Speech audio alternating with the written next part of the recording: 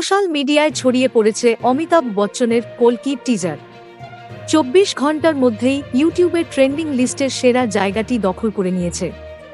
এর মধ্যেই শুরু হয়েছে তুমুল তর্ক, কল্কির অশ্বত্থামা স্পেশাল টিজারে অভিষেক বচ্চন কি আছে? তিনি কি অমিতাভের চরিত্র দ্রোণের তরুণ বয়সের চরিত্রে অভিনয় করছেন? উঠছে এই প্রশ্ন। রবিবাসরীয় কেকেআর বনাম আরসিবির আইপিএল ম্যাচের মাঝেই কল্কির অশ্বত্থামা লুক প্রকাশ করা হয়। সিনেমায় দ্রোণাচার্য পুত্র অশ্বত্থামার ভূমিকায় দেখা যাচ্ছে বিগ বিকে।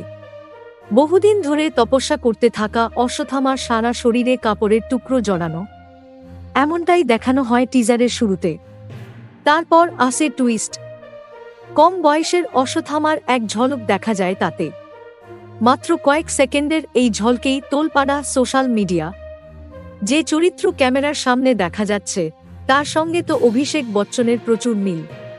তাহলে কি অভিষেক অশ্বত্থামার তরুণ বয়সের চরিত্রে অভিনয় করছেন, নাকি সবই এআই অর্থাৎ কৃত্রিম বুদ্ধিমত্তার কারসাজি?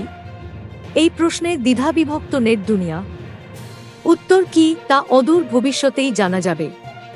মে মাসেই ছবিটি মুক্তি পাওয়ার কথা। Thank you so much for watching. Subscribe our channel and press the bell icon for more updates.